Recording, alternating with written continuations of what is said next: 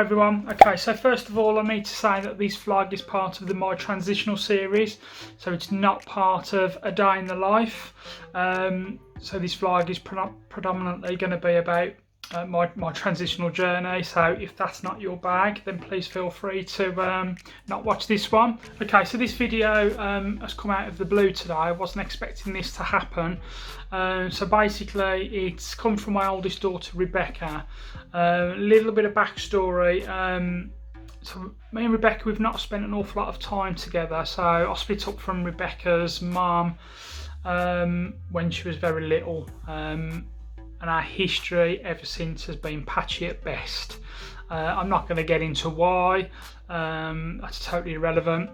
But you know, these isolation times have brought us together, which is great, obviously. So you know, it's quite sad that we've never really had enough or spent enough time together for Rebecca to actually ask a few questions about my transition and so on. So all of a sudden she springs a few questions on me today, so I thought, I know, let's do a vlog on it. So Rebecca was quite happy for me to do a vlog and not just make it personal to her, because if this vlog can help anybody else who's going through the same sort of journey, just starting their journey, then you know, fantastic. So here we go. I think I've got about 15 questions, is it, Dawn? Yeah. Yeah, I've got 15 questions about my transitional journey so far. So fire away. Okay, I'm going to ask them in the order that Rebecca sent them. They are all a bit higgledy-piggledy. They go backwards and forwards, but I'll do it in order. Okay. So, number one, what made you choose your name? I remember just sitting down one day. It was because I just used to dress. So this was a long time ago. This was before I even considered going full time or anything like that. I just decided to take it a step further, and obviously the first thing that I wanted to do with doing that was choose a name. I had 3 or 4 names. I can't remember what the third one was now, but I remember the second one was Kimberly-mae. So I had Melody-mae and I had Kimberly-mae. I can't remember what the third one was, and to be fair, I couldn't really decide. And in the end, I think the name kind of chose me because it was just a name. There wasn't really any thought process behind it. The name just kind of leapt out to me and says, pick me, you look like a melody. So it's as simple as that, really. So yeah, that's how Melody was born. Number 2, what age did you know you wanted to become you?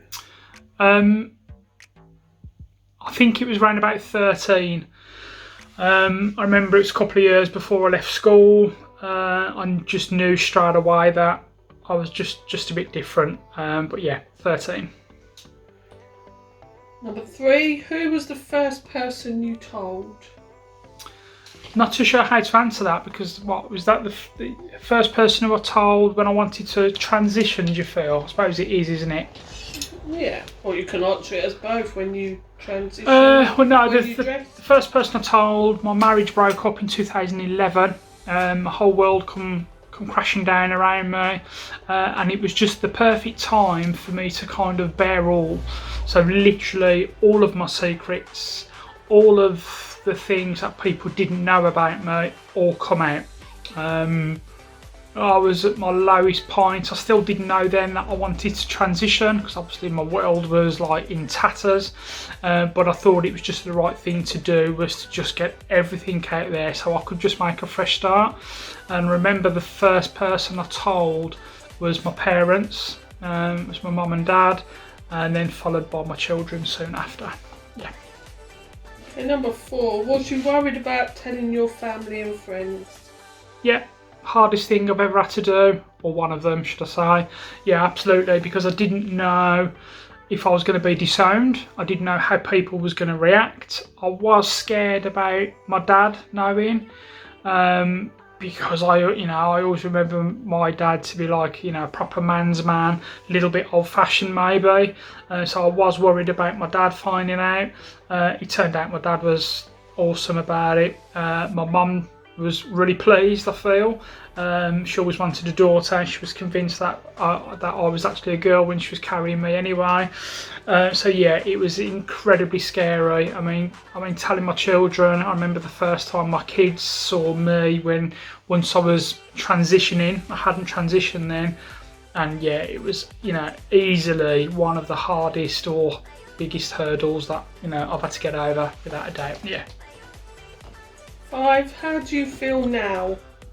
I feel amazing because I'm me. I'm the person who I always dreamed of becoming. I'm a much better person, in my opinion, than I was when I was male. No question about that. I feel on top of the world. You know, the only things that bring me down are things not related to transition. So as far as my transition goes, I couldn't be happier because I'm just me. Number 6. How did you feel pre-transition? So I suppose that would mean, it's hard to answer because I don't know what period that Rebecca kind of... Pre-transition I take to mean when you were still male. Okay, you might want to clarify that one for me, Betty, if I can help out a bit more on that one. Frustrating, suppressed, because, you know, before you actually come out and decide to take the giant leap, you're suppressing everything. You're holding things back, you're hiding, you're lying to people almost. I know that might sound a bit strong, but you are in theory, because all the time that somebody doesn't know everything about you, who probably should do, you know, it feels like you're just hiding a lie. I know it's a bit more complex than that, but yeah, it's just so hard. It was incredibly difficult. That did all become a lot easier for me round about March, the end of March 2011. I needed to get away from Birmingham, needed to get away from my marriage breakup, and I was then given kind of a new lease of life. I was just allowed, I had a complete fresh slate, and I was just allowed, or I had no restrictions, and I was just able to be the person who was trapped inside me. So yeah. What was surgery like? Number 7. Surgery was amazing. I think about my surgery week. In fact, it's coming up towards the anniversary now, isn't it? Because it was the 16th of April. There you go. It's on my arm. 16th of April 2016. So surgery was amazing. I wasn't nervous. I was a little bit anxious. You know, of course I was, purely because I'd never had an operation before. So what better way to start off your operation history than to have gender reassignment surgery? So I wasn't scared, because I was more excited because it was something that I wanted. It was, you know, it don't get much bigger than that, you know, and I knew that I was becoming the person who was trapped inside me for so long. So it was absolutely amazing, and I still think about it every single week, to be honest with you. I will never ever forget it. It was an amazing time. Number 8. Do you have to take hormones forever? Yes I do. Hormones forever. It's just to keep my estrogen levels where they need to be. Currently I have no testosterone, but if I don't take my hormones, then my levels get a little bit confused. So although I can't produce testosterone anymore, as my estrogen levels start to dip, it starts to kind of have a bit of a conflict, and Dawn knows as well as anybody that when I'm not on my pills, and I have done it once or twice unfortunately, where I've just not been very consistent taking my hormones. I don't know why, but if that happens, then I'm not really very nice to be around. I'm very emotional, can be very angry, but yeah, emotions go through the roof. So yeah. Number 9. What was the favourite part of your transition? Said it earlier. I mean, obviously, just being able to be me every single day is amazing. But again, it was just that week in hospital. When that was when I was fully transforming into me, and and that's where the butterfly symbols come from in my transitional journey as well, because that was courtesy of Dawn as well, because she saw me kind of blossoming into this butterfly. So it was definitely my surgery week, because I was just coming out of this transitional cocoon, and I was just becoming the person that I am now. So yeah. Number 10. Would you change anything about yourself now? I presume in terms of my transition, no, to be fair. I'm proud with who I've become. I'm proud of me.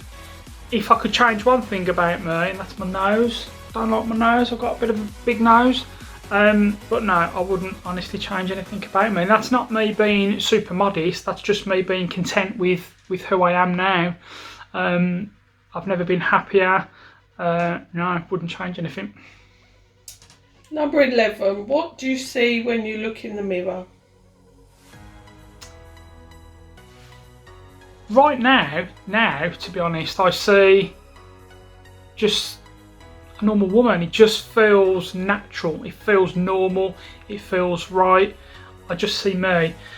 When I first transitioned, I was still, I'd just gone through a serious hormone change, and sometimes I'd look in the mirror and I still wasn't satisfied with what I see, and and occasionally now I can look in there before pre-makeup, and feel, oh my God, I don't like how I look today, but any girl can feel that. That's really not related to me kind of transitioning.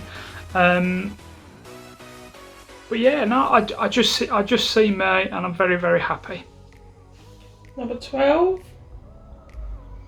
Do you regret anything? Nope, not a single.